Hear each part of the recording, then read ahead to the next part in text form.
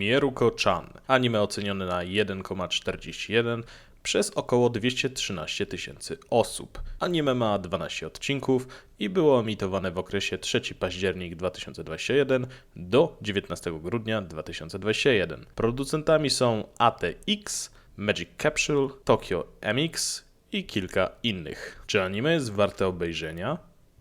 Czy ten rzekomy horror w jakiś sposób mnie przestraszył?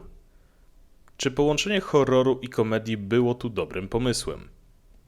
Cóż, zobaczymy. Witam serdecznie, z tej strony Kariot i witam w kolejnym filmie na tym kanale. Dziś opowiemy sobie o wrażeniach z anime. Anime, o którym wiedziałem od jakiegoś czasu, ale nie miałem jakiejś wielkiej potrzeby obejrzeć to od razu. Przypomniałem sobie o nim jakiś czas temu i stwierdziłem, że w sumie czemu by nie spróbować i obejrzałem to całe. Opowiedzmy sobie zatem na początek coś o tym anime. Mieruko-chan to anime o dziewczynie, która nazywa się Miko Yotsuya. Wiedzie sobie spokojne życie, beztroskie i bez większych wrażeń.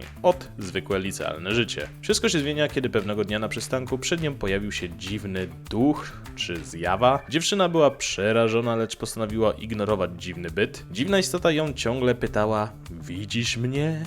Lecz Miko dalej próbowała udawać, że jej nie widzi, po czym duch odszedł. No i to jest ten moment, kiedy Miko zaczyna widzieć od groma dziwnych istot, nie tylko duchy, ale zdeformowane czy dziwne kreatury, które widzi tylko ona i kilka innych osób. Chociażby Yuria Niguredou, która również je widzi, ale mniej wyraźnie, a pewne dziwniejsze istoty w ogóle nie widzi, także widzi, ale nie wszystkie. Fabuła jest takowa, że dziewczyna szuka sposobów, jak pozbyć się tych istot lub jakoś przestać je widzieć. Kupuje koraliki modlitewne, rozsypuje sól, chodzi do wróżki i tym podobne. Różne sposoby, bo są to istoty, które raczej nie są szkodliwe, ale są i takie, które wyglądają i zachowują się po prostu strasznie i mogą wpływać na otoczenie i ludzi. Naszej głównej bohaterce towarzyszy jej przyjaciółka Hana Yurikawa. Wiecznie nienażarta dziołcha z wielkimi cyckami, która nie widzi tych duchów, a dodatkowo ma jakąś jasną aurę, która bodajże ją chroni przed duchami, albo wręcz je przyciąga do niej, nie pamiętam już szczerze mówiąc. Pamiętam jednak, że rzekomo właśnie obecność tych duchów blisko niej powoduje, że ona musi wiecznie wreć,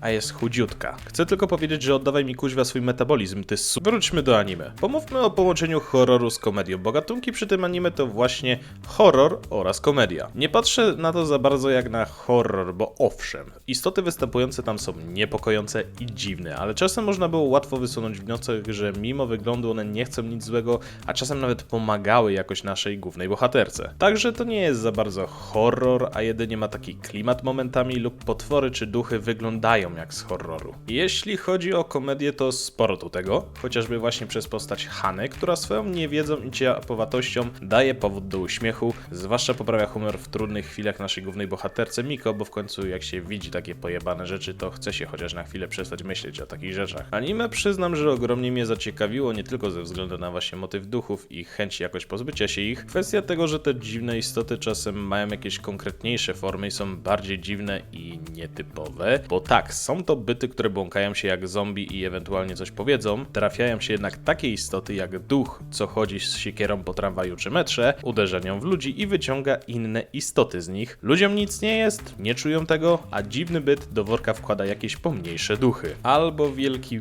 pająk, albo cholera wie w sumie co to było, naprawdę porąbane istoty. Warto dodać, że główna bohaterka też poznaje czy spotyka byty, które mają aurę podobną do Hany. Bardzo czysta i jasna, ale oglądając to anime i patrząc na ich wygląd czy czasem reakcje, to sam nie wiem czy one są na pewno dobre. Ale nie ma co oceniać po wyglądzie, bo jak wspomniałem, te mroczne istoty mimo swojego wyglądu to czasem nawet głównej bohaterce jakoś pomogły, także zobaczymy jak to się dalej potoczy, o ile będzie drugi sezon. Okej, przejdźmy do małego podsumowania.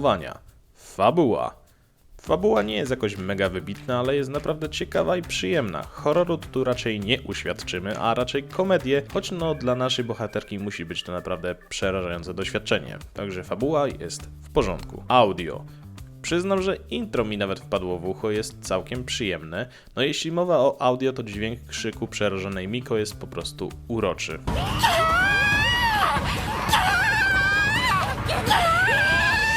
Panie władzo, co złego to nie ja, ma 15 lub 16 lat, w Polsce już legalna. Podczas montażu zdałem sobie sprawę, że powiedziałem właśnie, że podoba mi się krzyk przestraszonej dziewczyny. Mam ochotę sam się zakuć kuźwa w kajdany. Kreska. Całkiem przyjemna dla oka, zwłaszcza wizualnie te duchy czy zjawy mi się podobały, niektóre naprawdę niepokojące i dziwne, także pod tym względem jest naprawdę super. Podsumowując, Mieruko-chan to naprawdę niezłe anime. Nie jest wybitne, ale nie jest też mega słaby, bo bawiłem się naprawdę dobrze i mocno się zainteresowałem tym, czy jej się uda choć trochę wypłoszyć te zjawy lub jakoś się bronić przed nimi, bo jak mówiłem, mogą wpływać na otoczenie, więc mogłyby ją jakoś zranić. Czekam na drugi sezon, bo jestem ciekaw, jak to się dalej potoczy, bo zakończenie pierwszego sezonu, myślę, mówi wprost, że kontynuacja mogłaby być. Ale jak się wkurzę, to kupię mangi i tyle, bo widziałem ostatnio w Jatcie. Serdecznie polecam obejrzeć to anime, bo naprawdę niezła produkcja. Także to tyle. Dziękuję za wysłuchanie, dziękuję za poświęcony czas i życzę miłego oglądania. No hej, chciałbym Was zaprosić serdecznie do linków znajdujących się w opisie. Przede wszystkim do mojego kanału na Twitchu oraz do mojego serwera na Discordzie. Serdecznie zapraszam i pa!